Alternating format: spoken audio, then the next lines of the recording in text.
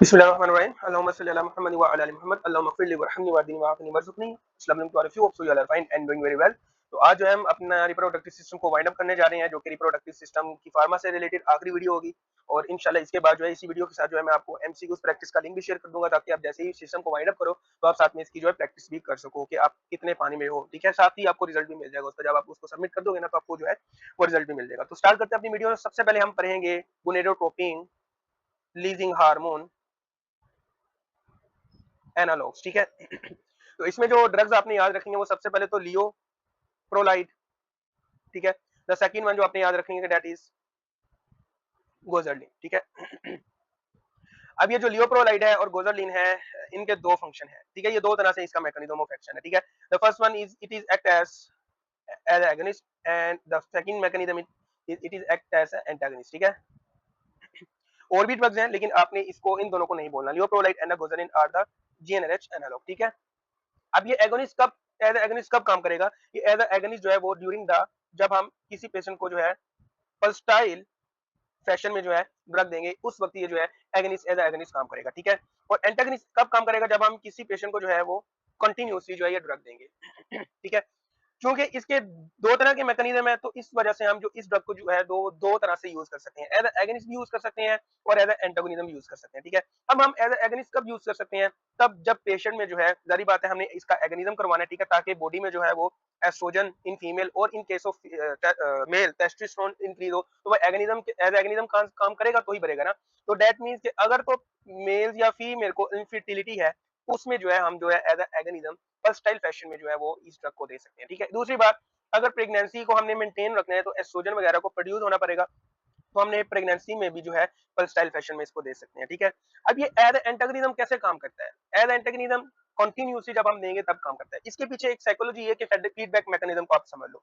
जब आप बॉडी को बाहर से थोड़ा थोड़ा दोगे तो आपकी बॉडी नॉर्मली भी प्रोड्यूस करेगी, और बाहर से जब सेंस करेगी तो वो कहेगी कि हाँ ठीक है, अब मेरा जो है मैं फीडबैक मैकेनिज्म वेल चल रहा है। ठीक है, लेकिन जब आप बाहर से दे दोगे कंटिन्यूस फैशन में, ठीक है, तो आपकी बॉडी क्या सेंस करेगी कि मेरी बॉडी में ऑलरेडी जो है वो इनफ हार्मोन मिल रहा है, मुझे मुझे जरूरत ही नहीं है बनाने की। तो वो क्या करेगा, ये जो है एज एंटागोनिज्म काम करेगा, और ये जहां से जीएनएरएच की सिंथेसिस हो रही है उसको इनहिबिट कर देगा, ताकि बॉडी में जो है वो जीएनएरएच एनालॉग जो है, सॉरी एनालॉग कह रहा हूं, जीएनएरएच जो है वो प्रोड्यूस ही ना हो। किन कंडीशन में? ऐसी कंडीशन में जहां पर एस्ट्रोजन या टेस्टोस्टेरोन जो है वो पैथोलॉजी करवा दें। इंक्रीज टेस्टोस्टेरोन और increase estrogen leads to the pathology. अब ये किन कंडीशन में हो सकता है? फीमेल की अगर बात करें तो यूट्राइन फिब्रोइड्स, आप सबको पता है, मैंने पीछे पैथो में करवाया कि यूट्राइन फिब्रोइड्स लियोमायोमा जिनको कहते हैं, ऐसी कंडीशन है जिसमें जो है एक्सेसिव एस्ट्रोजन की वजह से जो है वो प्रोलिफरेशन हो जाती है ऑफ द स्मूथ मसल। ठीक है, जिसकी वजह से ये कंडीशन हमें देखने को मिलती है। ये हमें कब देखने को मिलती है? Period to the menstruation. ठीक है, प्रेगनेंसी के दौरान फिब्रोइड एनलार्ज हो जाते हैं। तो इस फिब्रोइड्स को रोकने के लिए हमें जरूरी है कि कोई ऐसी ड्रग दें जो कि इस एस्ट्रोजन को जो है वो डिक्रीज करे। तो हम जो जीएनआरएच एनालॉग है उसको जो है कंटिन्यूस फैशन में देते हैं इन पेशेंट ऑफ यूट्राइन फिब्रोइड्स। ठीक है, एंडोमेट्रियोसिस में भी हम देते हैं। ठीक है, और इन केस ऑफ मेल्स, ठीक है, हम प्रोस्टेट कैंसर में भी जो है वो देते हैं, स्पेशली गोजरलिन। ठीक है, तो गोजरलिन जो है हम प्रोस्टेटिक कैंसर में भी देते हैं। अब जारी बात है, कंटिन्यूस सेशन में देंगे तो टेस्टोस्टेरोन कम होगा। अब जब टेस्टोस्टेरोन कम होगा तो डीएचटी जो है वो भी कम होगा। तो जब डीएचटी कम होगा तो प्रोस्टेट कैंसर क्यों होता है? प्रोस्टेट ग्लैंड में एक एपिथेलिया होता है, प्रोस्टेटिक एपिथेलिया, वो पीए से प्रोड्यूस करता है। ठीक है, तो जब ये पीएसए प्रोड्यूस होता है तो पीएसटी हाइपरप्लेजिया करवाता है। तो जब कंटिन्यूअसली टेस्टोस्टेरोन प्रोड्यूस होता जाएगा तो ये हाइपरप्लेजिया होता जाएगा, तो hyperplasia that will leads to prostatic cancer. तो अगर हम गोजरलिन या लियोप्रोलाइड हम कंटिन्यूस सेशन में दें इन पेशेंट हो प्रोस्टेटिक कैंसर, तो वो टेस्टोस्टेरोन को इनहिबिट कर देगा, डीएचटी नहीं बनेगा, पीएसए नहीं बनेगा, तो रिजल्ट क्या होगा? हाइपरप्लेजिया नहीं हमें देखने को मिलेगा। ठीक है, तो ये इसके यूजेस हैं। आप कॉमन सेंस यूज करके भी आप इनके यूजेस को देख सकते हो कि कहां कहां हमने पल्सटाइल फैशन में देना है और कहां हमने जो है इसको कंटिन्यूस फैशन में देना है। तो सिर्फ ये बात रखनी है, एगोनिस्ट एंड एंटागोनिस्ट। ठीक है, एगोनिस्ट जो है वो पल्सटाइल फैशन में काम करता है, ठीक है, और एंटागोनिस्ट कब काम करता है? जब हम उसको कंटिन्यूसली जो है किसी पेशेंट में जीएनआरएच एनालॉग देते हैं, लाइक लियोप्रोलाइड और गोजरलिन। ठीक है, अब बाजू इसके side effects. What are the side effect for these drugs? देखो फर्स्ट एड में बड़ा रफ रफ सा दिया, मैं भी पढ़ा फर्स्ट एड सही रहा हूँ, लेकिन मैं आपको एक वेल वे में जो है प्रिसाइज इन्फॉर्मेशन में जो है एक्सप्लेन कर रहा हूँ, ताकि आपको जो फर्स्ट एड है वो रफ ना लगे कि यार ये क्या सीधी सीधी इन्फॉर्मेशन दे दी है। तो ये लेक्चर्स लेकर आप जो है फर्स्ट एड लाजमी पढ़ा करो, या फार्मा की कोई बुक पढ़ लो, उसमें फार्मा की अगर आप पढ़ोगे तो आपको तो फिर लेक्चर लेने की जरूरत नहीं है, उसमें आपको डिटेल में बताया जाता है, लेकिन ये आप पर है कि आप डिटेल पढ़ना चाहते हो नहीं, ठीक है। जिन्होंने नहीं पढ़नी वो लेक्चर लें, फर्स्ट एड की बुक उठा के वहां से भी जो है वो कवर कर लें। अच्छा, अब इसके साइड इफेक्ट क्या है? इसके साइड इफेक्ट्स है हाइपो गोनेडिज्म। पिछली वीडियो में मैंने बताया कि यार मैं साइड इफेक्ट्स को है जो रट्टा नहीं लगाऊंगा, रट्टा लगा कर नहीं आपको समझाऊंगा, आपको पीछे की इसकी पीछे की साइकोलॉजी बताऊंगा कि व्हाई हाइपोगोनेडिज्म अकर, ठीक है, कौन कौन सा साइड इफेक्ट्स क्यों होता है, ठीक है। तो हाइपोगोनेडिज्म इस वजह से होता है कि जब आपकी बॉडी बाहर से कोई ऐसी चीज ले जो कि बॉडी के नॉर्मल फंक्शनिंग को मिमिक करे, तो आपकी बॉडी जो है वो नॉर्मली जो चीज बना रही है वो बनाना छोड़ देती है। तो ज्यादा पोटेंसी किस चीज की होगी? जो हम हमारी बॉडी खुद बना रही है, वो एक तो सिंथेटिक एनालॉग है ना, उसकी क्या पोटेंसी होनी है, ठीक है। उसने तो अपना काम करवाना है, उसके एज अ साइड इफेक्ट तो आपकी बॉडी जो है वो नॉर्मली जो चीज बना रही है वो बनाना छोड़ देगी, that will lead to hypogonadism, ठीक है, समझ आ गई बात। उसके बाद इन पेशेंट में हमें इरेक्टाइल डिसफंक्शन देखने को मिलता है, अगर मेल हो, जारी बात है टेस्टोस्टेरोन नहीं बनेगा अगर हम कंटिन्यूस सेशन में दें, ठीक है, पर्सनल फैशन में नहीं, अगर हम कंटिन्यूस सेशन में दें तो आपको जो है वो इरेक्टाइल ईडी आपको जो है वो देखने को मिल सकता है इन पेशेंट में। और उसके बाद लाइबिडो, डिक्रीज लाइबिडो इन पेशेंट में आपको देखने को मिलता है, एंड नोइजा एंड वोमिटिंग, ये तो अब बेगानी शादी में अब्दुल्ला दीवाना वाली जैसी बात है, नोइजा एंड वोमिटिंग तकरीबन आपको हर मेडिसिन के साइड इफेक्ट में जो है वो मिल जाते हैं। तो डिक्रीज लाइबिडो जारी बात है, एस्ट्रोजन डिक्रीज होगा तो फीमेल में भी जो है वो डिक्रीज लाइबिडो हमें देखने को मिलती है, और टेस्टोस्टेरोन कम होगा तो हमें मेल में जो है वो डिक्रीज लाइबिडो देखने को मिलती है, ठीक है। तो ये तो जीएनआरएच एनालॉग से रिलेटेड हमने इन वे में जो है एक प्रिसाइज वे में जो है इसको कवर किया है कि कौन से जो है क्या कैसे काम होता है और कैसे नहीं काम होता है। उसके बाद जो जीएनआरएच एंटागनिस्ट, ठीक है, ये सिर्फ एज एंटागनिस्ट ही काम करता है, और इसमें एक ड्रग है डिगारेलिक्स,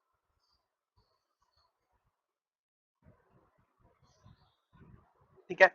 अब ये एंटागनिज्म में काम करेगा, ठीक है, तो जारी बात है हम ये ऐसी कंडीशन में देंगे, कैंसीरियस कंडीशन में देते हैं, लाइक प्रोस्टेटिक कैंसर, लेकिन इसका जो हम ज्यादातर यूज करते हैं वो प्रोस्टेटिक कैंसर में ही इसका जो है वो यूज करते हैं, ठीक है। सिर्फ ये बात याद रख लो, इसका एक साइड इफेक्ट है वो एक याद आपने रखना है, दैट इज लीवर टॉक्सिसिटी, ठीक है। इसके बारे में सिर्फ आपने ये बात याद रखनी है। अब आ जाओ एस्ट्रोजन्स, अब एस्ट्रोजन जो है उसके सिंथेटिक एनालॉग्स भी हैं, एस्ट्रोजन, ठीक है। तो एस्ट्रोजन में जो आपने याद रखना है वो इथिनाइल एस्ट्राडायोल, ठीक है। उसके बाद डाई एथाइल स्टील बेस्ट्रोल है, डेस जिसको हम कहते हैं, और मेस्ट्रानोल, ठीक है, ये याद रख लो और डेस याद रख लो, ठीक है। एस्ट्रोजन है तो इसका काम क्या होगा? जारी बात है ये एस्ट्रोजन रिसेप्टर पर जाकर बाइंड करेगा, जारी बात है उसको मिमिक करेगा, एस्ट्रोजन रिसेप्टर पर जो है ये काम करेगा। अब इसके यूज क्या हो सकते हैं? इसके यूज जो है, ठीक है, ये हाइपोगोनेडिज्म में हो सकते हैं, जारी बात है हाइपोगोनेडिज्म में, या ओवेरियन फेलियर में हो सकता है, ओवेरियन फेलियर में हम दे सकते हैं, ठीक है, मेंस्ट्रुअल एबनॉर्मेलिटीज में हम दे सकते हैं, ठीक है, और इसको हम कंबाइंड ओरल कॉन्ट्रासेप्टिव के तौर पर भी हम दे सकते हैं, और हम ये जो है हार्मोनल रिप्लेसमेंट थेरेपी में भी दे सकते हैं इन पोस्ट मेनोपॉजल वुमेन में, ठीक है। ये हो गया अब इसके यूजेस। अब बाजू इसके साइड इफेक्ट्स पर, तो सबसे पहले जो अपने साइड इफेक्ट देखना है कि increase risk of endometrial cancer, increase risk of endometrial cancer, ठीक है। जब आप प्रोगेस्टेरोन की विदाउट एस्ट्रोजन दोगे, ठीक है, तो ये एंडोमेट्रियल कैंसर के रिस्क को बढ़ा देगा, ठीक है, ये बात आपने याद रखनी है, ठीक है। उसके बाद ये पोस्ट मेनोपॉजल वुमेन में जो है वो ब्लीडिंग करवा सकता है, बिकॉज ऑफ एस्ट्रोजन जो है वो प्रोलिफरेशन करवा देता है यूट्राइन यूटरस की, जिसकी वजह से जो वो abnormal bleeding, uterine abnormal bleeding जो है वो हमें देखने को मिल सकती है, ठीक है। और सबसे इंपॉर्टेंट यहाँ पर जो मैं एक लिखने लगा हूँ डेस का, डाईएथाइलस्टिल बेस्ट्रोल जो पेशेंट यूज करते हैं उनमें जो है clear cell carcinoma of vagina का जो है वो रिस्क होता है, वो फीमेल जो वुमन प्रेग्नेंट वुमेन जो है उसमें भी होता है, ठीक है। और आगे अगर ड्यूरिंग द प्रेगनेंसी अगर वो ले रही है ना डेस्ट, ठीक है, तो इससे होता क्या है कि उस वुमेन में भी हो सकता है, और दूसरी बात उसका जो फीटस है, if she is a female, ठीक है, अगर वो फीटस जो है फीमेल है तो उसको कभी ना कभी जिंदगी में जो है वो क्लियर सेल कार्सिनोमा होने ऑफ द वजाइना होने के ज्यादा चांसेस हैं। तो इसका केस ऐसे आता है, फीमेल थी, ठीक है, एक जो औरत है वो अपनी बेटी को लेके आई है with clear cell carcinoma of the vagina, ठीक है। तो वो कहती है कि कहती है जब मैं प्रेग्नेंट थी तो मैं एक खास किस्म की जो है मेडिसिन लेती थी जिससे मुझे जो है हाइरस्टिज्म भी हो गया, एक्नी वगैरह भी हो गया। तो नीचे ऑप्शन दिया होता है कि which of the following is most likely medicine she had to use in during the pregnancy. तो यहाँ पर डैश ऑप्शन होगा, ठीक है। तो अपने डैश को जो है वो मार्क कर देना है, ठीक है। उसके बाद कंट्रा इंडिकेशन इसकी लाजमी आपने देख लेनी है। तो इसकी जो कंट्रा इंडिकेशन है जारी बात है, if there is a ER positive breast cancer. ER positive cancer, positive breast cancer का मतलब ये है कि ब्रेस्ट पर जारी बात है हमारी ब्रेस्ट पर जो है वो रिसेप्टर्स होते हैं, एस्ट्रोजन रिसेप्टर है। और ऐसा ब्रेस्ट का कैंसर जो कि ईआर पॉजिटिव हो, मतलब कि एस्ट्रोजन उसको प्रोलिफरेट करा हो, तो उसमें जो है हम जारी बात है एस्ट्रोजन उन पेशेंट में तो नहीं देंगे। अगर हम देंगे तो वो जो कैंसर है वो ज्यादा और बढ़ जाएगा साइज में। तो ईआर पॉजिटिव ब्रेस्ट कैंसर में जो है हम जो है एस्ट्रोजन एनालॉग जो है वो नहीं देते, ठीक है। उसके बाद हिस्ट्री ऑफ डीवीटी, ये जो रिस्क फैक्टर है ये आपने फिंगर टिप्स पर याद रखनी है। The first one is ER positive breast cancer and the second one is history of DVT if there is a if patient has a history of deep vein thrombosis, ठीक है। और उसके बाद अगर तो पेशेंट जो है टोबैको स्मोकिंग करती रही है, अगर तो उसकी साथ में एज है 35, लेकिन ये 35 को बोल जाए, लेकिन सिर्फ ये याद रख लो कि अगर वो टोबैको स्मोकिंग भी करती है साथ में, अगर पेशेंट टोबैको स्मोकिंग करता है तो हम उसको जो है एस्ट्रोजन एनालॉग नहीं दे सकते टू ट्रीट हाइपोगोनाडिज्म और ओवेरियन फेलियर और मेंस्ट्रुअल एब्नॉर्मलिटीज एक्सेट्रा एक्सेट्रा, या हार्मोनल रिप्लेसमेंट थेरेपी में भी जो है हम इसको एस्ट्रोजन नहीं दे सकते इफ पेशेंट इज स्मोकिंग, ठीक है, टोबैको स्मोकिंग, ठीक है। तो ये जो है ये आपने अब याद रखने हैं। अब आ जाओ नेक्स्ट टॉपिक है और वो है सम, ठीक है, सिलेक्टिव एस्ट्रोजन रिसेप्टर मॉड्यूलेटर्स, जिसको हम शॉर्टली जो है वो सम्स भी कहते हैं। इंपॉर्टेंट टॉपिक है, US military point of view से बड़ा इंपॉर्टेंट टॉपिक है। अब इसमें जो हमने ड्रग्स पढ़नी है वो तीन तरह की पढ़नी है और तीनों ही इंपॉर्टेंट है। The first one is clomiphene, the second one is tamoxifen and the third one is raloxifene, ठीक है। अब सबसे पहले जो हमने पढ़नी है वो है क्लोमिफेन। अब ये जो क्लोमिफेन है ये बेसिकली हम इनफर्टिलिटी में भी जो है वो देते हैं, जिन पेशेंट में जो इनफर्टिलिटी होती है ना उनको हम क्लोमिफेन देते हैं। इसका काम क्या है, ये एंटागोनिज्म है at estrogen receptor in the hypothalamus, ठीक है, antagonism in at estrogen receptor in hypothalamus. अब जब हमारी बॉडी में फॉर एग्जांपल एस्ट्रोजन जो है वो प्रोड्यूस हो जाता है, let me tell you a story behind why this clomiphene is antagonist at ER receptor in hypothalamus। अब एस्ट्रोजन हमारी बॉडी में बन जाएगा तो करेगा क्या कि ये हाइपोथैलेमस में जो प्रेजेंट है ER रिसेप्टर उस पर जाकर बाइंड होगा और हाइपोथैलेमस को कहेगा कि भाई मेरे पास एस्ट्रोजन इनफ है, आप जो है अपना LH और FSH जो है वो ना बनाओ। तो FSH LH नहीं बनता, जब आपकी बॉडी में एस्ट्रोजन की नीड पूरी होती है ना तो फिर LH और FSH नहीं बनता। अब क्लोमिफेन क्या करता है, इस ईआर को जो है वो इनहिबिट कर देता है, मतलब यूं कैन से कि इसके इर्द गिर्द कोटिंग कर लेता है, इसको प्रोटेक्ट कर लेता है ताकि एस्ट्रोजन जो है वो इसको आकर ना बताए कि भाई मैं बहुत ज्यादा हूं, अब बनना खत्म कर लो।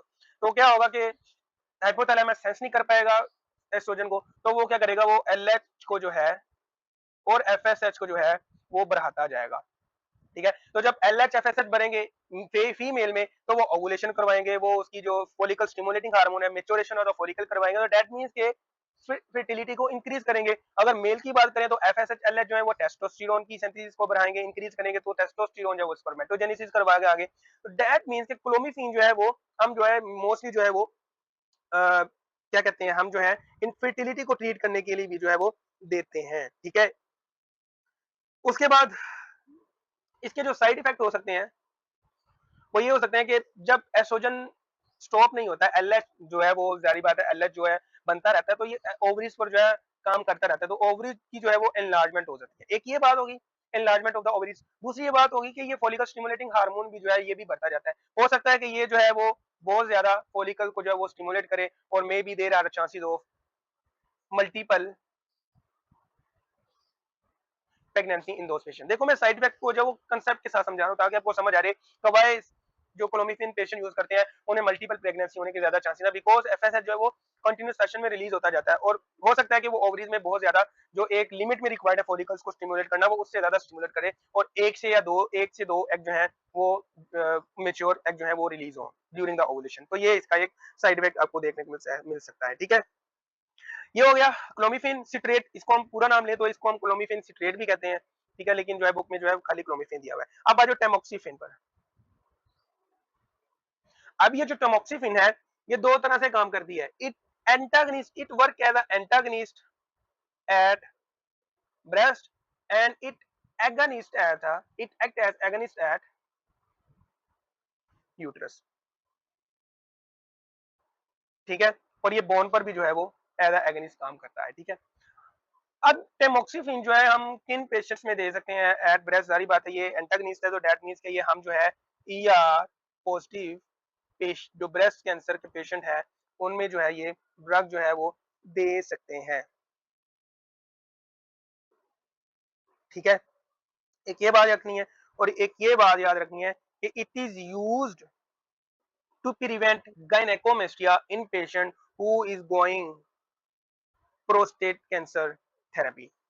ठीक है, अब इसका क्या लिंक है कि हम गायनेकोमेस्टिया को कैसे रोकते हैं, या यू कैन से कि हम जो है प्रोस्टेटिक कैंसर के जो पेशेंट हैं उनमें जो है टेमोक्सिफिन जो है वो क्यों देते हैं, ताकि जो है वो जो क्या कह सकते हैं जो गायनेकोमेस्टिया वो ना हो। अब यहाँ पर एक बात आपको बताता हूँ, प्रोस्टेटिक कैंसर क्यों हो रहा था? वो इसलिए हो रहा था कि टेस्टोस्टेरोन जो है वो डीएचटी में कन्वर्ट हो रहा था। ठीक है, डीएचटी जो है वो एपिथेलिया पर जाकर काम कर रहा था, कौन से? प्रोस्टेट के। प्रोस्टेट जो है वो आगे पीएसए रिलीज कर रहा था, पीएसए जो है वो आगे कैंसर कंट्रीब्यूशन कर रहा था। ठीक है, अब हम जब प्रोस्टेट कैंसर की जो है कोई भी ड्रग दे सकते हैं हम, ठीक है, आगे हम पढ़ेंगे, तो वो क्या करेगा, वो इस डीएचटी को इनहिबिट कर देगा, ये नहीं बनेगा। तो जारी बात है आपकी बॉडी में जो है टेस्टोस्टेरोन का लेवल जो है वो बिल्डअप होना शुरू हो जाएगा, फ्री टेस्टोस्टेरोन जो है वो बढ़ना शुरू हो जाएगा। अब इस टेस्टोस्टेरोन ने कहीं ना कहीं तो यूटिलाइज होना है, ये पेरिफेरी में जाकर जो है ये आपका जो है एस्ट्रोजन में जो है वो कन्वर्ट होना शुरू हो जाएगा वाया एन एंजाइम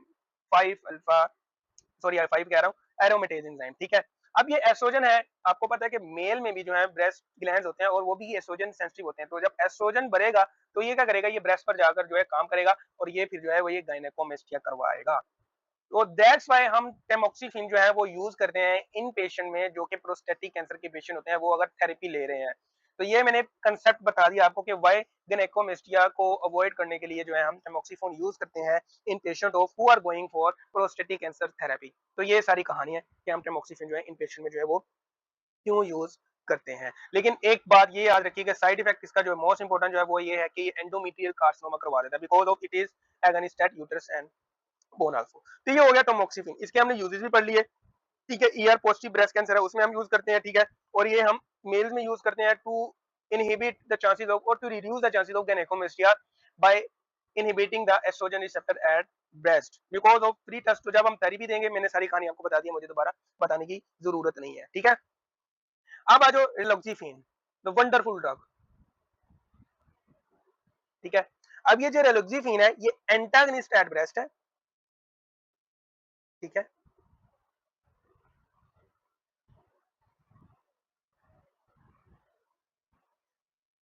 ठीक है, उसके बाद ये यूट्रस पे भी, ये यूट्रस और बोन पे जो है ये एगनिस्ट है, यूट्रस एंड बोन पर जो है ये एगनिस्ट है। ठीक है, सॉरी यूट्रस पे तो नहीं होनी चाहिए, ये ब्रेस्ट पे जो है और यूट्रस पे जो है ये एगनिस्ट है। ठीक है, लेकिन ये एगनिस्ट है फिर सिर्फ और सिर्फ बोन पर। तो हम ये जो है ब्रेस्ट कैंसर के भी पेशेंट में दे सकते हैं। ठीक है, दे सकते हैं ना, और हम ये without any side effect of uterus carcinoma. ठीक है, हम ये पेशेंट में जो है रिलैक्सिफिन जो है वो दे सकते हैं, और ये हम ऑस्टियोप्रोसिस के पेशेंट में भी दे सकते हैं because of it is agonist at bone. तो हम ये जो है ऑस्टियोप्रोसिस के पेशेंट में भी जो है वो दे सकते हैं। ठीक है, तो टेमोक्सिफिन की बजाय आपने जो है रिलोक्सिफिन देनी है तो वो दे सकते हैं, टेमोक्सिफिन देना है तो वो दे सकते हैं। तो ये था सम से रिलेटेड हमने पढ़ा जो कि है सिलेक्टिव एस्ट्रोजन रिसेप्टर मॉड्यूलेटर्स। तो अब जो हमारा रह गया वो है एरोमेटेज इनहिबिटर। तो अब हम पढ़ते हैं what are the aromatase inhibitor. Aromatase inhibitor, अच्छा, एरोमेटेज इनहिबिटर में जो आपने ड्रग्स याद रखनी है वो तीनों की तीनों याद रखनी है। एनेस्ट्राजोल, ठीक है, उसके बाद लेट्रोजोल। ठीक है, ये जो ड्रग है ये रिवर्सिबल है, मतलब कि ये रिवर्सिबली एक्शन करवाती हैं। और आगे जो एक्जेम स्ट्रेन है ये इरिवर्सिबल है। ठीक है, अब एरोमेटेज इनहिबिटर है, दैट मींस कि ये एरोमेटेज एंजाइम को इनहिबिट करेगा। एरोमेटेज इनहिबिटर का क्या काम था, ये टेस्टोस्टेरोन जो है ये पेरिफेरी में कन्वर्ट होता है एस्ट्रोजन में, तो एरिमिटोज जब इधर काम करेगा तो ये एस्ट्रोजन जो है नहीं बन पाएगा, ठीक है। तो जब एस्ट्रोजन नहीं बन पाएगा तो एस्ट्रोजन किसी भी चीज को स्टिमुलेट करेगा, जाकर नहीं करेगा, तो इसको जो हम यूज करते हैं वो ईआर पॉजिटिव ब्रेस्ट कैंसर में यूज करते हैं, ठीक है। जारी बात है एस्ट्रोजन नहीं बनेगा, तो जब एस्ट्रोजन नहीं बनेगा तो जो है ER positive breast cancer in post menopausal women, ये बात आपने याद रखनी है। अगर तो ब्रेस्ट कैंसर जो है वो पोस्ट मेनोपॉजल वुमेन में है और वो कौन सा ईआर पॉजिटिव, तो जो बेहतरीन ड्रग है वो एरोमेटेज इनहिबिटर है। क्यों, क्योंकि पोस्ट मेनोपॉजल वुमेन में जो है ओवरी जो है वो श्रिंक हो जाती है, तो जब ओवरी श्रिंक हो जाएंगी तो वो तो एस्ट्रोजन बनाने से रही, तो जारी बात है एस्ट्रोजन कहां से आ रहा है, एस्ट्रोजन आ रहा है आपका पेरिफेरी से, जहां पर टेस्टोस्टेरोन कन्वर्ट हो रहा है इनटू एस्ट्रोजन, तो उसको बेस्ट जो ड्रग है उसको जो इनहिबिट करने के लिए वो है एरोमेटेज इनहिबिटर। तो ये हम ड्रग ऑफ चॉइस एरोमेटेज इनहिबिटर एनेस्ट्राजोल है या लेट्रोजोल है या एक्सामिस्ट्रिन है, उन पेशेंट में देते हैं जिनको ईआर पॉजिटिव ब्रेस्ट कैंसर होता है लेकिन पोस्ट मेनोपॉजल वुमेन में। कंसेप्ट मैंने आपको बता दिया व्हाई हम पोस्ट मेनोपॉजल वुमेन में जो है वो ईआर पॉजिटिव ब्रेस्ट कैंसर में जो एरोमेटेज इनहिबिटर यूज करते हैं रादर देन यूजिंग टैमोक्सिफिन और टेलोक्सिफिन एक्सेट्रा एक्सेट्रा, ठीक है। ये हो गया बात। अब आ जाओ hormonal replacement therapy. What is hormonal replacement therapy, हम बेसिकली टू ट्रीट इनफर्टिलिटी भी करते हैं, हार्मोनल रिप्लेसमेंट थेरेपी, एचआरटी भी हम इसको कहते हैं, उन पेशेंट में भी देते हैं जिनको हाइपोगोनाडिज्म होता है, और पोस्ट मेनोपॉजल के पेशेंट में भी जो है वो हम ये ड्रग जो है ये देते हैं, ठीक है।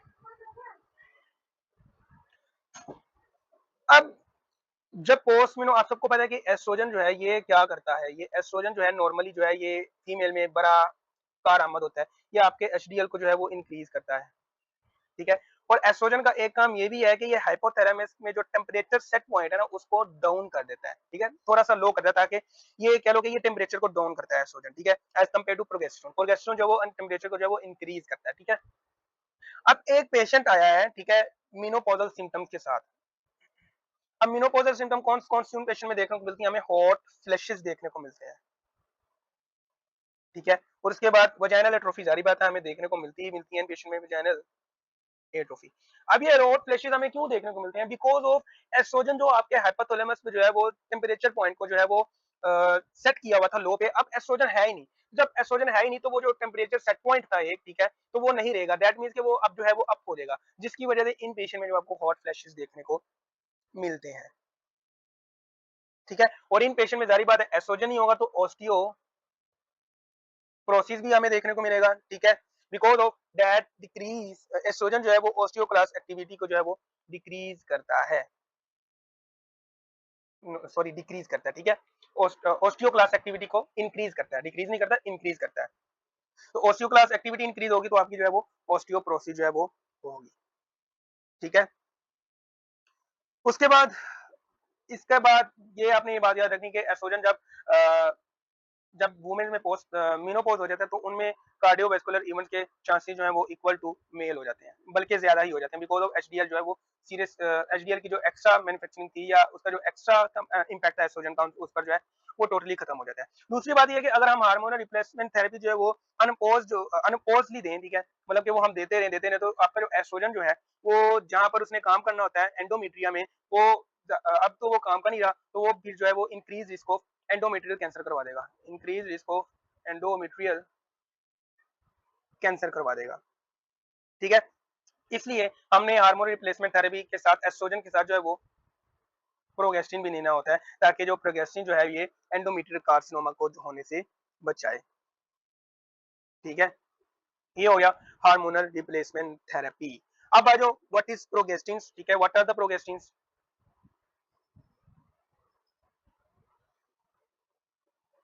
प्रोगेस्टिन बेसिकली जो है इनमें जो ड्रग्स जो इंक्लूड है वो अपने जो याद रखनी है, मिडोक्सी प्रोगेस्टिरोन, मिडोक्सी प्रोगेस्टिरोन याद रखनी है आपने रख, और लीवोनोर्गेस्ट्रल जो है ये याद रखनी है, लीवोनोर्गेस्ट्रल जो है ये याद रखनी है आपने, ठीक है। अब ये प्रोगेस्टिन जो है ये बेसिकली प्रोजेस्टेरोन एनालॉग है, तो ये क्या करेगा, ये प्रोजेस्टेरोन रिसेप्टर पर जाकर जो है ये बाइंड करेगा, ठीक है। तो जब ये बाइंड करेगा तो ये क्या करेगा, ये आपकी जो है इंक्रीज वेस्कुलराइजेशन, आपने हमने पढ़ा था जब हमने फिजियो कर रहे थे, तो प्रोजेस्टेरोन का जो मेन फंक्शन था हमने देखा था एंडोमेट्रियम के, वो वेस्कुलराइजेशन करवाता है, इंक्रीज वेस्कुलराइजेशन करवाता है। क्योंकि ताकि जो फीटस की जो इम्प्लांट, जो एम्ब्रियो इम्प्लांट होना है, सॉरी फीटस कह रहा हूँ, जो एम्ब्रियो इम्प्लांट होना है, ठीक है, उसकी इम्प्लांटेशन जो है प्रॉपर तरीके से हो, उसको जो है न्यूट्रिएंट्स वगैरह जो है वो अच्छे प्रॉपर तरीके से मिले। ठीक है। दूसरी बात, ये जो है सर्वाइकल म्यूकस को थिक करता है, सर्वाइकल म्यूकस को जो है वो थिक करता है। तो जिसकी वजह से जो है हम प्रोगेस्टिन को जो है एज अ कॉन्ट्रासेप्शन जो है वो यूज करते हैं, बिकॉज ऑफ जब सर्वाइकल म्यूकस थिक कर देगा उसकी ओपनिंग को, तो जो स्पर्म की एंट्री है वो नहीं हो पाएगी, तो इसको जो है फिर हम एज अ जो है वो कॉन्ट्रासेप्शन मेथड के लिए भी जो है वो यूज करते हैं। ठीक है। तो इस वजह से हम यूज करते हैं। उसके बाद जो है हम इसको जो है एंडोमेट्रियल कैंसर में भी यूज करते हैं, बिकॉज ऊपर मैंने बताया कि जो प्रोगेस्टेरोन जो है वो एंडोमेट्रियल कैंसर को होने से बचाता है। ठीक है। और एबनॉर्मल यूट्राइन ब्लीडिंग में भी हम जो है ये देते हैं। ठीक है। तो ये जो है बातें आपने याद रखनी है। ठीक है। उसके बाद आ जाओ एंटी प्रोगेस्टिन। ठीक है। एंटी प्रोगेस्टिन, इनमें जो ड्रग आपने याद रखनी है वो याद रखनी है मेफिप्रिस्टोन, मैफी माइफी है, माइफी प्रिस्टोन। ठीक है। और उली क्रिस्टल। ठीक है। अब जारी बात है एंटी प्रोगेस्टिन है, मतलब कि प्रोगेस्टेरोन को जो है वो नहीं बनाएंगी। तो प्रोगेस्टेरोन पहले भी मैंने बताया, पिछली वीडियोस में कहीं बताया था मैंने कि अगर आपने प्रेगनेंसी को देखना है ना, तो आपने प्रोगेस्टेरोन लेवल को देखना है। ठीक है। तो प्रेगनेंसी कह रहा हूँ, प्रेगनेंसी मेंटेनिंग हार्मोन जो है वो प्रोगेस्टेरोन है। तो जब प्रोगेस्टेरोन ही नहीं बनेगा तो क्या प्रेगनेंसी मेंटेन रह पाएगी? नहीं। तो that's why we use anti progestins as you can say कि हम इसको जो है अबॉर्शन के लिए जो है वो टर्मिनेशन ऑफ प्रेगनेंसी के लिए जो है ये यूज करते हैं, for the termination of pregnancy में जो है वो हम इसको जो है यूज करते हैं। ठीक है। अब ये जो मेफिप्रिस्टोन है, हम इसको जो है एक और ड्रग के साथ यूज करते हैं, मीजोप्रोस्टोल, मीजोप्रोस्टोल के साथ। ठीक है। और ये जो उलीप्रिस्टल है, ये it is a emergency contraception. ठीक है। हम इमरजेंसी में जो है ये देते हैं। ठीक है। तो ये आपने बात याद रखनी है, it is use for the termination of the pregnancy. ठीक है। अब आ जाओ हमारे जो है कंबाइंड कंट्रासेप्शन पर, इतना मैं इस पर नहीं जा रहा। ठीक है। लेकिन हम जो है इसको थोड़ा बहुत करेंगे। जो कंबाइंड कंट्रासेप्शन है, ये इसमें जो है बेसिकली एस्ट्रोजन और प्रोगेस्टिन का जो है वो यूज होता है। ठीक है। और जो है हम ये उन पेशेंट में देते हैं जिन्होंने कंट्रासेप्शन जो है वो लेनी होती है। तो एस्ट्रोजन जो है, जारी बात है, पहले भी ऊपर बता के आया मैं कि जो एस्ट्रोजन जो है अगर आप बाइट्स लोगे तो आपकी जो बॉडी है नॉर्मली उसको जो है मिमिक करेगी। ठीक है। तो आपकी बॉडी जो है एस्ट्रोजन नहीं बनाएगी। तो no estrogen surge, no LH surge, no ovulation. So that's why this combo estrogen plus progesterone, जिसको जो है कंबाइंड कॉन्ट्रासेप्शन मेथड में जो है वो यूज करते हैं। ठीक है। दूसरी बात ये प्रोजेस्टेरोन जब हम यूज करेंगे तो ऊपर मैं बता के हूँ कि वो म्यूकस जो है सर्वाइकस म्यूकस जो है उसको थिक कर देगी to prevent the entry of sperm. ठीक है। तो वो फिर जो वो भी एक एज अ कॉन्ट्रासेप्शन मेथड आपको देखने को मिल जाएगा। तो फिर जो है जो कॉन्ट्रासेप्शन है वो इस तरह से आपको देखने को मिलती है by combined use of the estrogen and the progesterone. ठीक है। अब आ जाओ व्हाट आर द टोकोलाइटिक्स।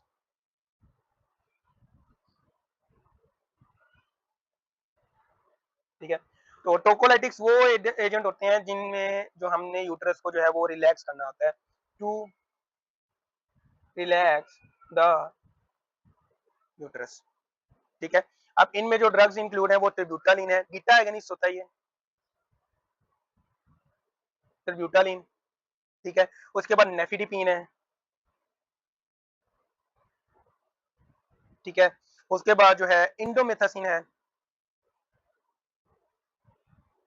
ठीक है। तो ये हम उन पेशेंट में देते हैं जिनमें contractions before the time of the delivery start हो जाए, अभी डिलीवरी में जो है वीक्स परे होते हैं, उनमें कॉन्ट्रैक्शन स्टार्ट हो जाए, तो फिर जो है हम ये कोई भी मेडिकेशन दे सकते हैं टू रिलैक्स द यूट्रस। ठीक है। ताकि हम जो है पॉसिबली अगर तो वो 34 वीक के बाद स्टार्ट हुई है, सॉरी, अगर वो 32 वीक से पहले कॉन्ट्रैक्शन स्टार्ट हो गई है, तो ताकि हम 34 वीक तक जो है हम उसको जो है स्टेबल करें, ताकि हम जो है स्टीरॉइड्स दे सकें, ताकि बेबी के लंग जो है वो मेच्योर हो सकें, फिर उसके बाद जो है फिर उसकी डिलीवरी करवा दें। तो टोकोलाइटिस हम इन एजेंट्स को जो है कहते हैं। ठीक है। तो ये बात जो है आपने याद रखनी है। उसके बाद आ जाओ, वन ड्रग इज कॉल्ड डेनाजोल,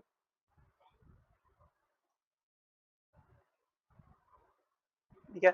अब ये जो डेनाजोल है ये सिंथेटिक एंड्रोजन है that act as a partial agonist at androgen receptor, partial agonist at androgen receptor. इसके क्लिनिकल यूजेस क्या है, इसके क्लिनिकल यूजेस एंडोमेट्रियोसिस है, ठीक है, और हेरिडिटरी इंजियो अडीमा, ठीक है, लेकिन एक याद रख लो, एंडोमेट्रियोसिस। इसके एडवर्स इफेक्ट या साइड इफेक्ट्स क्या हो सकते हैं, हिस्टरिज्म आपको देखने को मिलता है, मैस्कुलिनाइजेशन आपको देखने को मिलती है बिकॉज ऑफ एगोनिस्ट है ना, एंड्रोजन एगोनिस्ट है, तो एंड्रोजन पार्शियल एगोनिस्ट है, तो ये टेस्टोस्टेरोन को बढ़ा देगा फीमेल में, तो जब वो बढ़ाएगा तो आपको जो है एरोस्टिज्म देखने को मिलता है, मैस्कुलिनाइजेशन वगैरह देखने को मिलती है, तो ये सारा जो है वो डेनाजोल के से रिलेटेड है, ठीक है। उसके बाद आ जाओ टेस्टोस्टेरोन एंड मिथाइल टेस्टोस्टेरोन, ठीक है, तो जारी बात है testosterone is analogue of testosterone, ये चाहे सिंथेटिक है चाहे नॉर्मल है, ठीक है, तो ये एगोनिस्ट के तौर पर ही काम करेगा, ठीक है, और ये हम उन पेशेंट में देते हैं जिनमें जो है हाइपोगोनिटिज्म होता है, ठीक है, and to promote the development of secondary sexual characteristic, ठीक है। अगर हम ये फीमेल में दे देंगे तो फीमेल में जो है विरिलाइजेशन हो जाएगी, मीन के एम्बिगस जेनिटेलिया हो जाएंगे, ठीक है, हमें ये पता नहीं लग पाएगा कि आया कि ये फीमेल अपीयरेंस के हैं या फीमेल अपीयरेंस के, ठीक है। टेस्टिकुलर एट्रोफी इन मेल हो जाएगी बिकॉज ऑफ जब आप पेशेंट को कंटिन्यूसली, वही मैंने ऊपर बात बताई कि आप बाहर से आप कोई चीज देते हो ना पेशेंट को, तो आपकी बॉडी जो है वो मिमिक करती है कि ये मेरा ही हिस्सा है, लेकिन उसकी जो पोटेंसी होती है वो नहीं होती जो कि नॉर्मली जो है एक आपकी बॉडी जो है वो प्रोड्यूस कर रही होती है। तो जब नॉर्मली जो उसकी पोटेंसी वो नहीं होगी तो वो आया अपना सही काम कर पाएगा, नहीं काम कर पाएगा, तो जब वो टेस्टिस पर जो काम करेगा आकर तो वो अच्छे से काम नहीं करेगा, that will lead to the testicular atrophy in man, ठीक है। उसके बाद ये एपिफाइजिल प्लेट को जो है वो क्लियर करवाता है, अगर आपने अर्ली दिया है, बहुत अर्ली दिया है, पुबर्टी से पहले दिया है, तो हो सकता है इन पेशेंट में जो है हाइट के चांसेस जो है वो डिक्रीज होने के चांसेस जो है वो ज्यादा हो, बिकॉज ऑफ जब आप टेस्टोस्टेरोन देते हो तो ये एपिफाइजिल प्लेट्स को जो है वो क्लोज कर देता है, ठीक है। और टेस्टोस्टेरोन का एक नुकसान ये है कि ये मेल में जो है ये एलडीएल को जो है एचडीएल को जो है ये डिक्रीज करता है और ये एलडीएल को जो है इंक्रीज करता है, and LDL is bad for your cardiovascular diseases, ठीक है, ये हो गया। अब आ जाओ एंटी एंड्रोजेंस पर, ठीक है, इसके बाद जो हम इंशाल्लाह वाइंड अप करते हैं, मेरा भी जरा गला सूख चुका हुआ है, तो इसके बाद जो है हम जो है एंटी एंड्रोजेंस। अब ये एंटी एंड्रोजेंस वो ड्रग्स हैं जो कि आपके टेस्टोस्टेरोन को नहीं बनाती या उनकी सिंथेसिस को जो है इनहिबिट करती हैं, ठीक है। अब यहाँ पर मैं एक ड्रग्स लिख रहा हूँ, साथ में उनके साथ साथ मैं बता दूंगा कि इसका मैकेनिज्म ऑफ एक्शन क्या है। अबीराटीरोन, ठीक है, उसके बाद फिनिस्टेराइड, ठीक है, उसके बाद फ्लूटामाइड, बिकालूटामाइड, ठीक है, ठीक है, और यहाँ पर जो है बिकालू टमाइट, ये बड़ी इंपॉर्टेंट ड्रग है, इसके रिलेटेड जो है वो एमसीक्यूज आते हुए हैं, यू वर्ल्ड में मैंने खुद फेस किए हुए हैं एमसीक्यूज इससे रिलेटेड, ठीक है। कीटोकेनाजोल, कीटोकोनाजोल और स्पाइरोनोलैक्टोन, मैं सिर्फ बता रहा हूँ, बाकी आगे मैं आपको समझाता हूँ कि ये ड्रग्स एक्चुअल में करती क्या है, ठीक है। अब ये जो ड्रग है एर्बिटारियोन जो है ये 17 alpha hydroxylase enzyme plus 17 20 lies enzyme को जो है वो इनहिबिट करती है, ठीक है। फिनिस्टाराइड जो है इसका काम क्या है, ये 5 अल्फा रिडक्टेज को जो है इनहिबिट करता है, ठीक है। और ये जो फ्लूटामाइड है ये क्या करती है, ये non steroidal competitive inhibitor at androgen receptor होता है, ठीक है, इनहिबिटर ऑफ एंड्रोजन रिसेप्टर, ठीक है। और ये जो कीटोकोनाजोल है इसका same function like 17 alpha hydroxylase plus 1720 लाइस पर जो है ये काम करता है, ठीक है। और जो स्पाइरोनोलैक्टोन है ये एंड्रोजन रिसेप्टर को भी इनहिबिट करता है और ये 17 अल्फा हाइड्रोक्सिलेज को भी जो है इनहिबिट करता है। अब इन ड्रग्स के जो है वो यूजेस क्या है, इन ड्रग का जो यूजेस है 17 अल्फा हाइड्रोक्सिलेज है, इसका एक यूज है प्रोस्टेट कैंसर, ठीक है। और जो फिनिस्टाराइड जो है इसका यूज है, ये हम इसको यूज करते हैं बीपीएच में, बिनाइन प्रोस्टेटिक हाइपरप्लेजिया, या हम इसको जो है मेल पार्टन बेल्ट बाल्डनेस में जो भी है वो यूज करते हैं। इसलिए जब आप देखोगे ना किसी भी दुकान पे जाओगे, जब आप मिनोक्सिडिल खरीदते हो तो उसके साथ जो कॉम्बिनेशन होता है मिनोक्सिडिल प्लस फिनिस्टाराइड, तो आपको जो है मिनोक्सिडिल ऐसे देखने को मिलती है, फिनिस्टाराइड भी जो उसमें होता है, ताकि इसलिए हम जो है ये मेल पैटर्न बाल्डनेस को जो है ट्रीट करते हैं, ठीक है। अब फ्लूटामाइड जो है प्रोस्टेट कैंसर में भी यूज होता है, प्रोस्टेट कैंसर में इसका यूज है, ठीक है। कीटोकोनाजोल इसका भी प्रोस्टेट कैंसर में यूज है, और जो स्पाइरोनोलोक्टोन है ये हम फीमेल में जो है पीकोस के ट्रीटमेंट के लिए, पॉलीसिस्टिक ओवेरियन सिंड्रोम, इसके लिए जो है यूज करते हैं, ठीक है। ये मैंने बता दिया, इसके साइड इफेक्ट्स मैं बताऊंगा, लेकिन अब मुझे इसके पीछे का मैकेनिज्म आपको समझाना है। देखो यार, एंड्रोजन स्टीरॉयड की जब सिंथेसिस होती है तो आपको पता है कि जो प्रीकर्सर मॉलिक्यूल है वो कोलेस्ट्रॉल होता है, ठीक है, कोलेस्ट्रॉल, ठीक है। अब ये जो कोलेस्ट्रॉल जो है ये कन्वर्ट होता है प्रेग्निलॉन में, ठीक है। अब ये जो प्रेग्निलॉन है ये आगे कन्वर्ट होता है प्रोगेस्टिगिनोन में, ठीक है,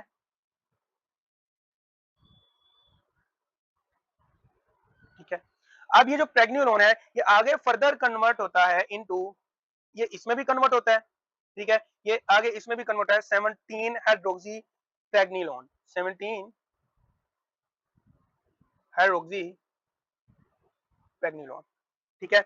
अब ये जो 17 प्रेग्निलॉन हाइड्रोक्सी प्रेग्निलॉन है ये आगे कन्वर्ट होता है डाईहाइड्रोक्सी एपी एंड्रोस्टीरोन में, डाईहाइड्रोक्सी एपी एंड्रोस्टीरोन में, DHEA भी हम इसको कहते हैं, ठीक है।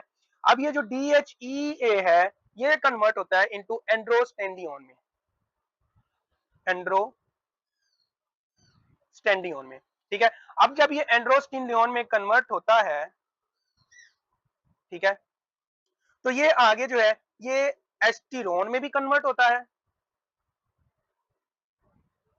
ठीक है, और एस्टिरोन जो है वो आगे एस्ट्रोजन में कन्वर्ट होता है, ठीक है। और यही एंड्रोस्टेंडियोन जो है ये मेल में जो है ये टेस्टोस्टेरोन में कन्वर्ट होता है, ठीक है। और ये जो टेस्टोस्टेरोन जो है ये आगे जो है डाईहाइड्रोस टेस्टोस्टेरोन में जो ये कन्वर्ट हो रहा है, that is total form of testosterone, ठीक है।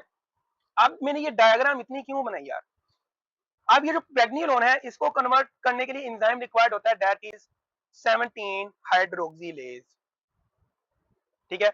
और 17 हाइड्रोक्सिलेज प्रेग्निलोन जो है आगे डीएचई में कन्वर्ट होता है via enzyme called 17 to 20 lyase, ठीक है।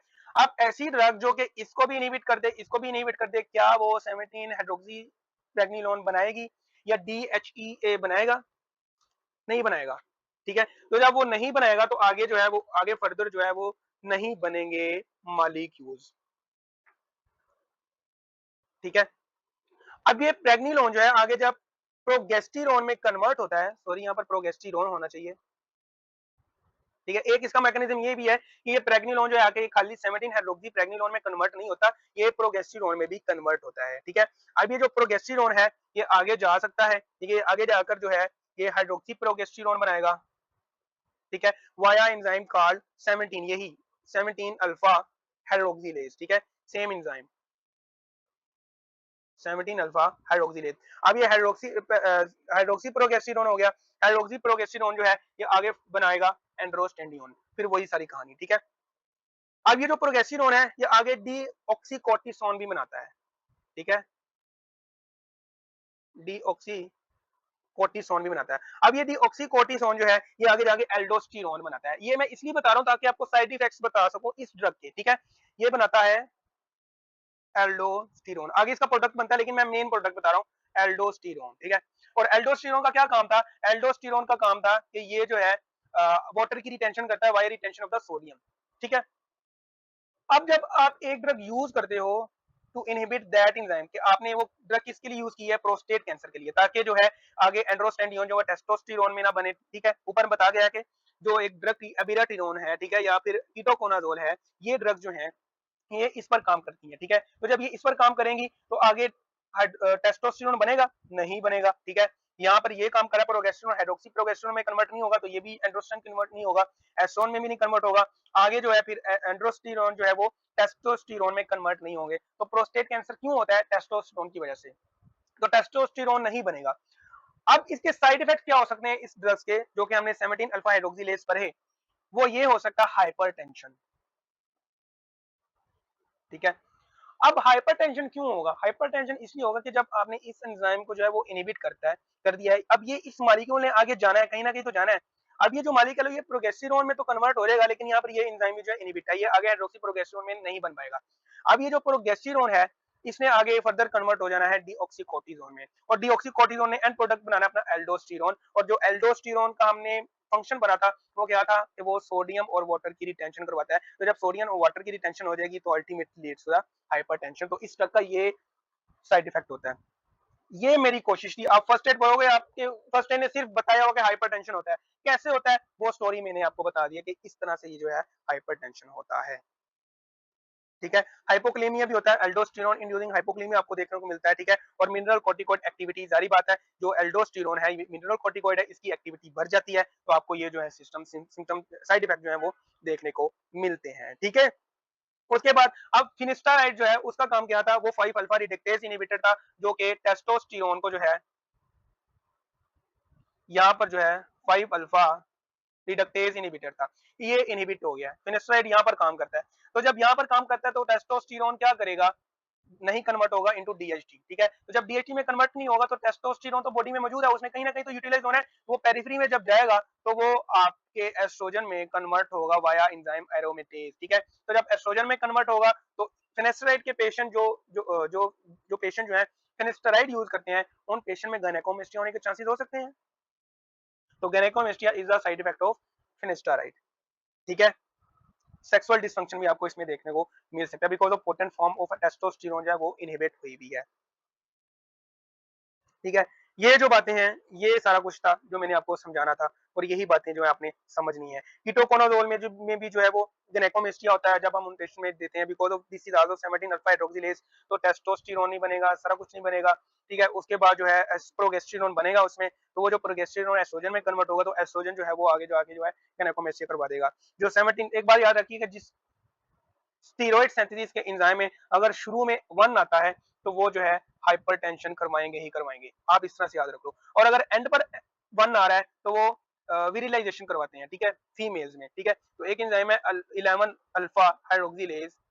ठीक है, ये हाइपरटेंशन भी करवाता है और ये जो है विरिलाइजेशन भी करवाता है इन फीमेल्स। ठीक है, और मेल्स में भी। ठीक है, तो ये जो है बातें आपने याद रखनी है। होप सो कि यार मैंने बड़े अच्छे से करवा दिया और मुझमें जितना पोटेंशियल था मैंने आपको समझा दिया है इन ड्रग्स के बारे में।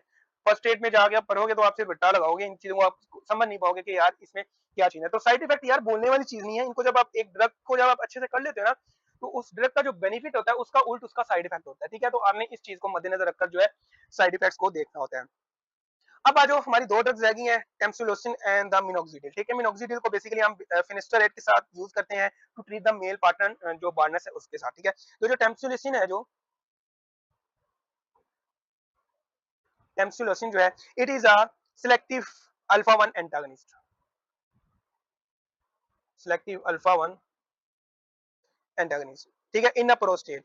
ठीक है, अब प्रोस्टेट कैंसर में जब प्रोस्टेट हाइपरप्लेजिया में जब जारी बात है, मैंने बताया कि ट्रांजिशन जोन से आपका यूरिथ्रा गुजर होता है, जब उसको प्रेस कर देगा तो आपको जो है यूरिनेशन में दिक्कत होगी। ठीक है, तो जब ये एंटागनिज्म के तौर पर काम करेगा तो ये प्रोस्टेट में जो है वो उसकी रिलैक्सेशन करवा देगा। ठीक है, तो स्मूथ मसल टोन जो है वो डिक्रीज हो जाएगा, स्मूथ मसल टोन जो है वो डिक्रीज हो जाएगा। तो जब स्मूथ मसल टोन डिक्रीज हो जाएगा तो यूरिन फ्लो को जो है वो इंक्रीज कर देगा। तो ये हम उन पेशेंट में जो है वो देते हैं जो कि बीपीएच के पेशेंट होते हैं, बिनाइन प्रोस्टेट हाइपरप्लेजिया के पेशेंट में जो हम ये देते हैं। उसके बाद जो मिनोक्सिडिल है,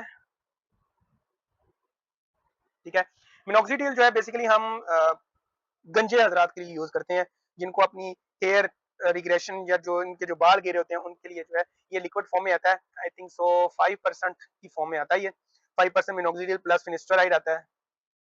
ठीक है, तो ये मेल पैटर्न बाल्डनेस के तौर पर यूज होता है, लेकिन हमने इसको एक्सेसिवली यूज नहीं करना होता। खास तौर पर जो डर्मा रोलर होता है उसके साथ नहीं यूज करना होता, बिकॉज ऑफ जब आप डर्मा रोलर करते हो तो वो derma roller basically micro injuries करता है। ठीक है, to induce the blood circulation in your scarf. ठीक है, तो जब माइक्रो इंजरीज होती हैं तो जारी बात है वो एक जख्म आप कह लो, क्योंकि बहुत माइनर सा जख्म आपको देखने को मिलता है। तो जब आप उसके ऊपर मिनोक्सिडिल लगाओगे तो मिनोक्सिडिल जो है वो फिर वेसल्स में जो है वो डिफ्यूज होगा, तो it is a potent vasodilator. ठीक है, ये डायरेक्ट आर्ट्रियोलर वेसोडाइलेटर है। तो मे बी आपको जो है वो चक्कर आने वाली जो है सिम्टम्स नजर आए, क्योंकि ये जब बॉडी में जाएगा, खास तौर पर तब जब आप डर्मा रोलर यूज किया है और आप दिमाग में छिड़क रहे हो इसको, तो आपकी जो ब्लड वेसल होंगी ब्रेन की उसको डायलेट कर देगा, परफ्यूम कम कर देगा, आपको चक्कर आ सकते हैं एक्सेट्रा एक्सेट्रा। तो ये जो है आपको जो है आपको देखने को मिलता है। तो इसका जो हम यूज है वो मेल पैटर्न बाल्डनेस में करते हैं और एंड्रोजेनेटिक एलोपेशिया जिसको हम कहते हैं, उसमें हम यूज कर सकते हैं। और सीवियर रिफ्रैक्टरी हाइपरटेंशन में भी जो है एज मेडिसिन इसको मिनोक्सिडिल को खाली यूज करते हैं। ठीक है, तो ये थी हम आज की वीडियो। और इस वीडियो के साथ, इस वीडियो के एंड के साथ हम जो है अपना रिप्रोडक्टिव सिस्टम जो है वो खत्म कर रहे हैं, वाइंड कर रहे हैं अल्लाह के हुक्म से, अल्लाह के फजल से। तो ये जो कोशिशें हैं यार, ये आप सबके लिए, आप पढ़ो, किसी को भी पैसे देने की जरूरत नहीं है, एनआरई कोर्सेज खरीदने की जरूरत नहीं है। आप यही कर लो, आपके लिए यही इनफ है, मोर देन इनफ है, मोर देन इनफ है। मेरी जितनी कोशिश हो रही है, अगर आप मेरे लेक्चर ले रहे हो, आपको वीडियो से पता लग रहा होगा कि यार मैं एक जो चीज है वो जितना मुझ में पोटेंशियल है, देखो मैं भी इंसान हूँ, मुझ में भी गलतियां हैं, मैं भी गलतियां करता हूँ। बाजार तौर पर मैं वीडियोस में बहुत ज्यादा गलती कर देता हूँ कभी कभार, ठीक है, लेकिन उसको मैं करेक्ट कर लेता हूँ साथ में। लेकिन मेरी जितनी कोशिश होती है कि यार जो मैं चीज समझ चुका हूँ अच्छे से, जो मैंने समझने में 2-3 घंटे लगाए, वो मैं आपको सारी चीजें जो है वो 20 मिनट में, एक टॉपिक जो है 20 मिनट में, 30 मिनट में मैं करवा दूँ। तो ये थी हमारी वीडियो आज की। मुझे अपनी दुआओं में हमेशा ढेर सारी दुआओं में याद रखें। इस सिस्टम के साथ हम अपने आप को कॉन्ग्रेचुलेशन कहते हैं कि हमने एक और सिस्टम कंप्लीट किया, और आपको भी बहुत बहुत कॉन्ग्रेचुलेशन अगर आपने ये सिस्टम जो है कंप्लीट किया। थोड़ा चलो, आहिस्ता चलो, लेकिन कंसिस्टेंसी के साथ चलो। बिग स्टेप नहीं लेने, ना लो, स्मार्ट वे में चलो। और लेकिन ये है कि चलते रहो अपनी मंजिल की तरफ। तुम्हें अगर रिंग कर भी जाना पड़े या अपने पेट के बल भी जाना पड़े तो चलो, लेकिन चलते रहो। That is the truth behind your success. ठीक है, इसके बगैर जो आपको कामयाबी नहीं मिलेगी। कंसिस्टेंसी इज अ की टुवर्ड द सक्सेस। ठीक है, तो आपने जो है बढ़ते रहना है, रुकना नहीं है। आहिस्ता चलो, लेकिन अपनी मंजिल की तरफ जो है वो चलते रहो। एक दिन तुम अपनी मंजिल को जो है वो इंशाल्लाह पहुंच जाओगे। इसी कोट के साथ या इसी मोटिवेशन के साथ मुझे दीजिए इजाजत। अपनी दुआओं में हमेशा याद रखें। अल्लाह हाफिज।